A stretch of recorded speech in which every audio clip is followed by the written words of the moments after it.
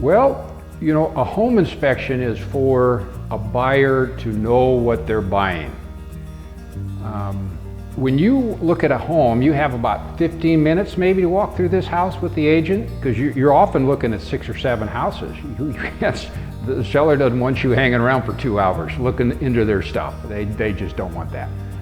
That's where I come in. I'm given the permission to look inside all of the cabinets. I look inside their closets. If I need to, I look under their bed. You couldn't do that at a walkthrough. That's what a home inspection is for. So let me just tell you quickly some of the processes I do. To begin with, I come into a house and I set up my little office here. And basically what a home inspection is it covers the structural and safety concerns of a house. Now, when you have a home inspection done, you'll get something like this that is like a folder from us. And all home inspectors have this. It's called an inspection agreement. And what we're trying to do is set the parameters of what a home inspection is. I encourage you to look this up. This is on our website.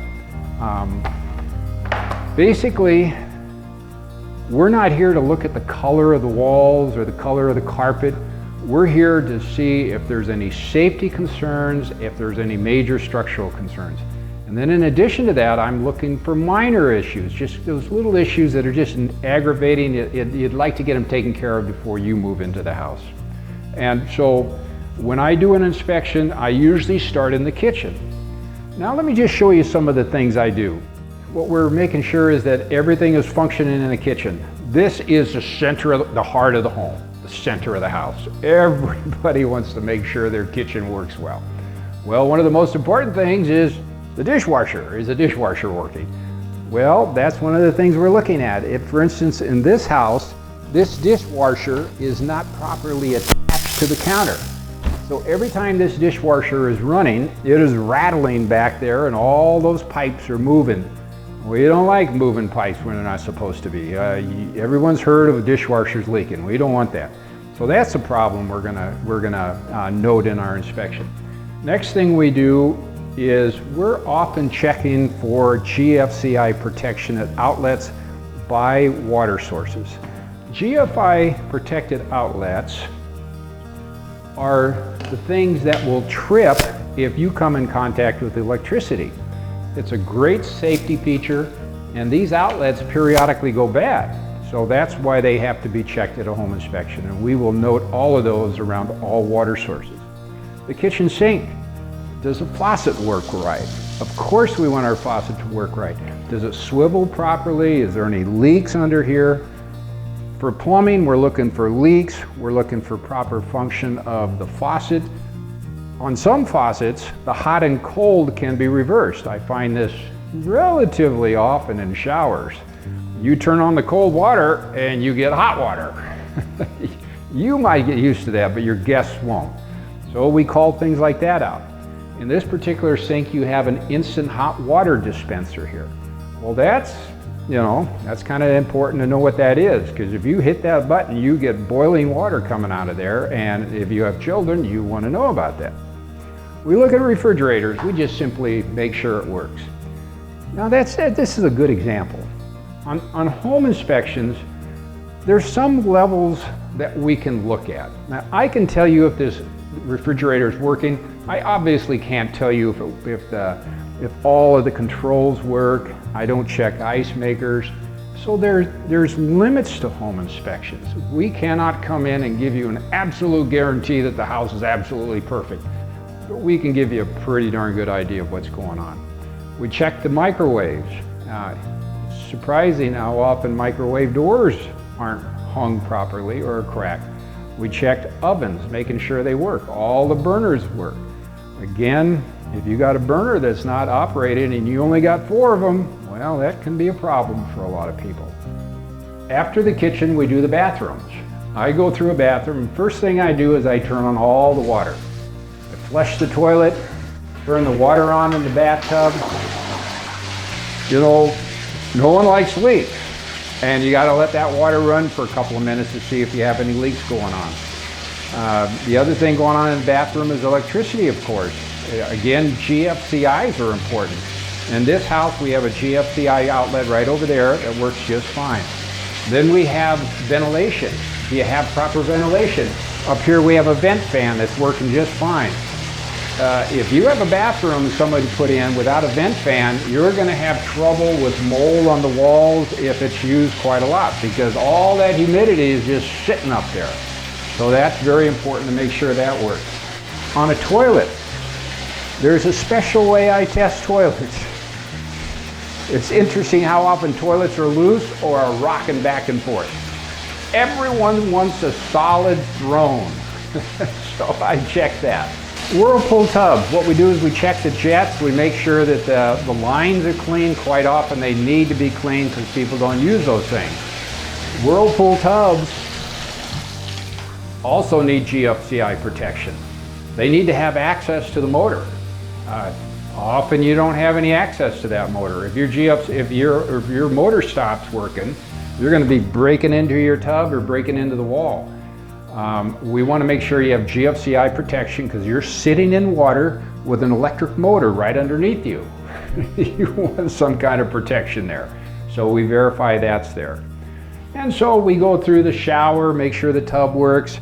And then what I will do is I'll take my flashlight and I'm looking for any leaks under the sink. But we check all the drawers. We make sure drawers work. In a house that's over 7 years old, it's not unusual to find a drawer that doesn't work properly.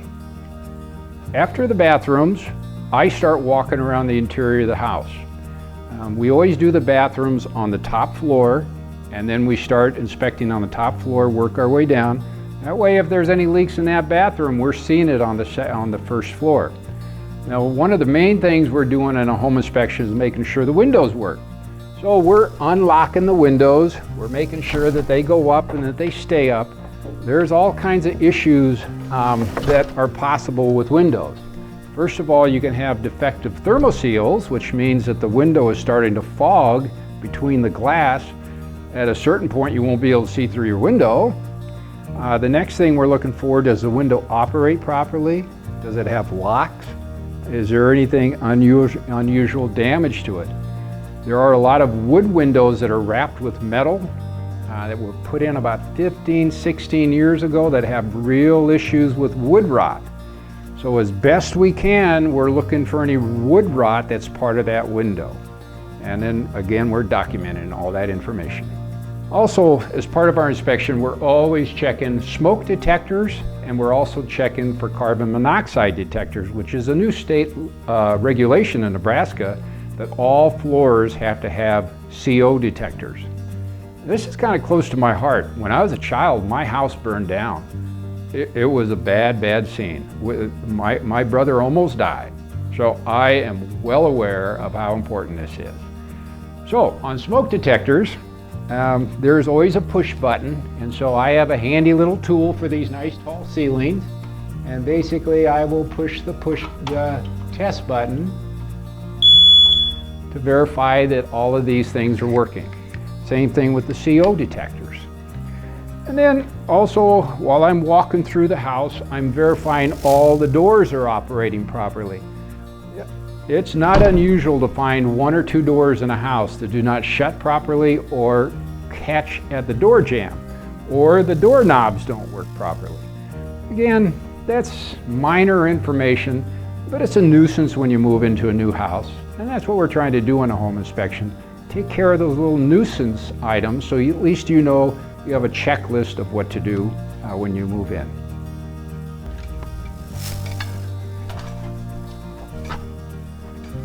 One of the more important things we do is we get into places where people can't get. Most people don't have ladders to get up into the attics or to get up on a roof. We're looking to see if you have decent insulation. We're looking to see if there's any concern with condensation. Do we have proper ventilation from the roof? The other thing is, periodically, we will see some concern of some critters up in the attic, and we alert people to that. Be it bats or even coons. We've seen that in some older houses. So that's what we do. We check the attic, and then next thing I'll do is get up on the roof.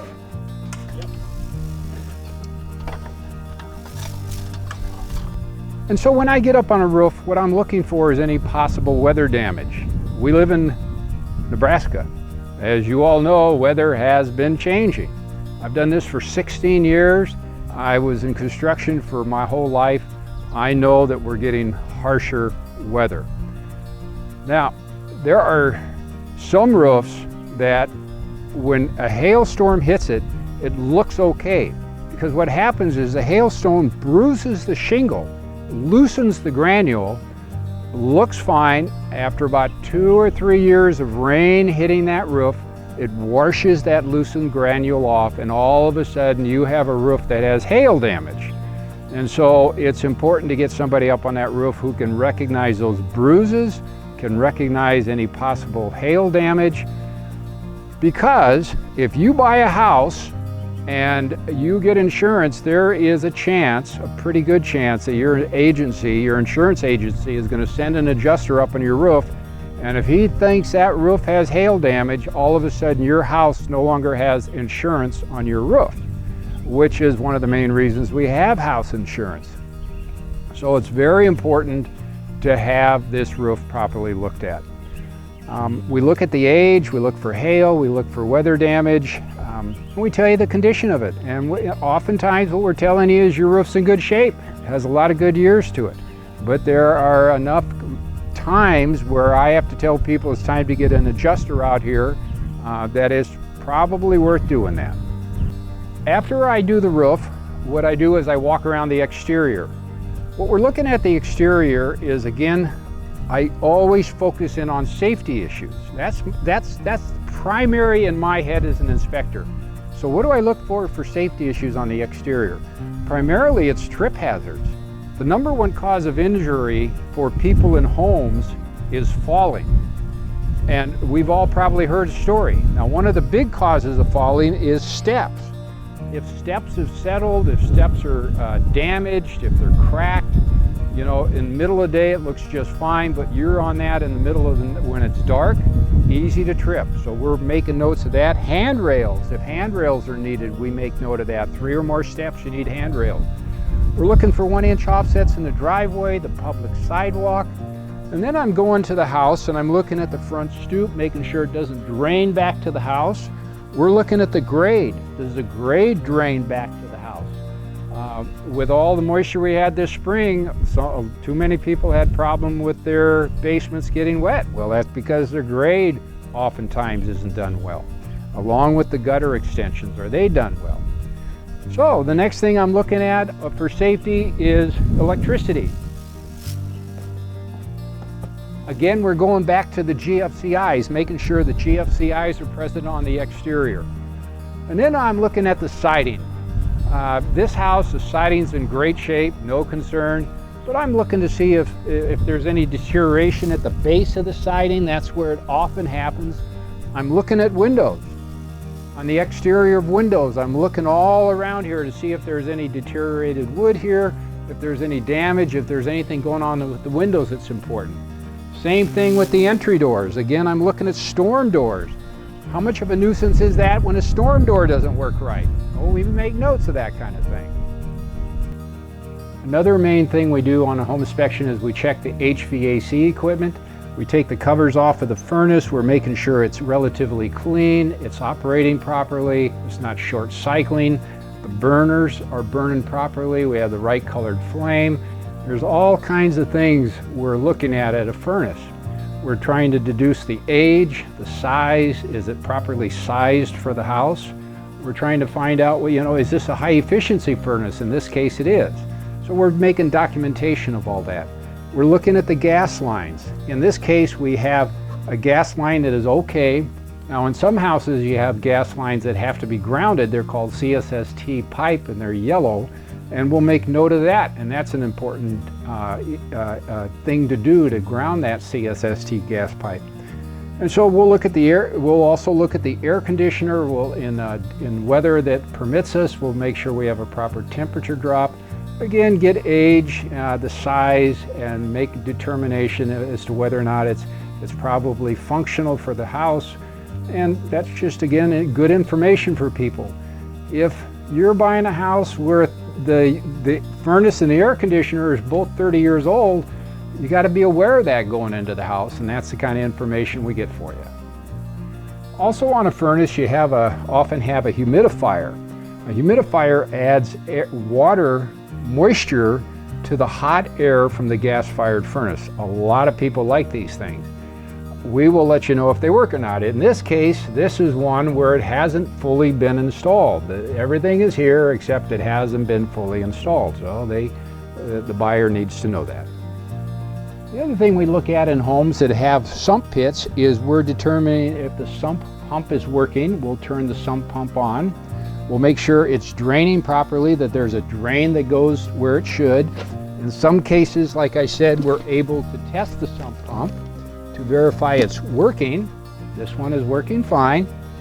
Another thing, this is the kind of information you'll get when you have a home inspection.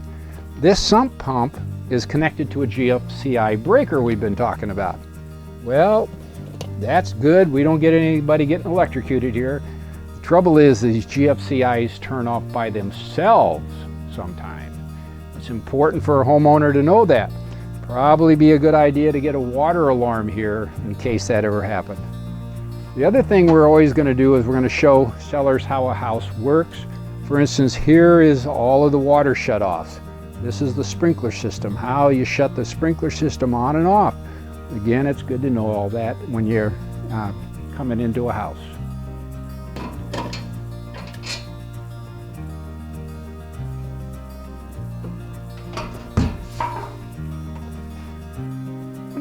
Another important things we do for the safety check on the house is electrical. We will take the electrical panel off and we're checking breakers to make sure, to begin with, it has a proper supply line, and then each of these individual breakers are supposed to have the right size wire to the right size breaker. We don't want any double taps, we don't want any rust. This is the main safety feature for the electrical coming into your house. And so it's this is a newer house. This is all just fine. Again, you get a house with a number of years on it. We'll often find some concern here that it's worth attending to because again, this is the safety valve, and you want the safety valve in good shape, of course. Now, the other thing we do with electricity is we check all the switches that we can get to in a house, all the outlets. Again, it's important that all of these features are working properly. On some homes, you have the electrical come in from overhead. You want to have proper clearance from the ground to the line. You don't want to have them touching trees. So again, the electrical is a main feature of a home inspection, and we'll give you the size of the panel, if it's breakers or if it's fuses, and just give you some information on that. Oftentimes we do radon tests for people when they ask for it. This would be an additional test that someone would ask for. We do radon tests, we do mold spore tests, we do mold sample tests. So there's a number of additional testing we do. We're starting to do more and more environmental tests as far as the insulation value of a house. But here we have a radon. Radon comes from the ground. It comes from uranium that was planted here millennium ago by the glaciers. Uranium, as you might remember from way back in high school, is on the periodic tables. Also on the periodic tables is radon. Well, uranium actually turns into radon gas. That's how come we have this gas coming up from our ground here, often especially in the Midwest. So if a house has radon, the trouble with it is it has a radioactive charge. In the old days, they used to test radon by shooting air at pieces of plastic. If it had radon, the radon would literally make a little indentation on the plastic because it's a little radioactive charge. That's how they figured out how much radon was in the air. Well, that's why we're concerned about radon, because as we're breathing this air, that's radioactive energy, literally, that's going into our lungs that can affect our lungs. And so a radon test is in a house for about 48 hours, and Basically, this is a little sniffer that will take a reading every hour for 48 hours. I leave it in the house, come back and pick it up and let the buyers know what it is. Also in a lower level, I'm looking for any moisture concerns. Again, I've already tested all the plumbing upstairs, so I'm looking at the ceiling to see if there's any sign of any moisture leaks. You know, if there's even old signs, I make notes of that because everybody wants to know what's the history of the house is. And then the other important thing is I'm looking at all of the baseboard in the lower level to see if I see any history of moisture. What I'm looking for is baseboard that's swollen. If there's paneling, is it bowing? I'm looking for, sometimes you see some minor possible mold, looking for that. Again, around the windows, I'm looking for any sign of any leakage around all the windows as I go around the house. So there's two main enemies of a building like this. First is fire, bad. We don't want fire. The second is water. If it wasn't for fire and water, these houses would go forever. So that's what we got to learn to do, how to control the electricity, make it safe, and also make sure the water is going where it's supposed to. Well, this was a very short overview of some of the major parts that I look at in an inspection. Obviously, there's many more steps that I'll take. I multiply these steps many times as I go through the house. So basically, we're here to help you to make a wise buy-in decision and so that you feel good about your purchase. This is the biggest purchase you're going to make for maybe your whole lifetime, and we're here to assist you as best we can. Thank you very much.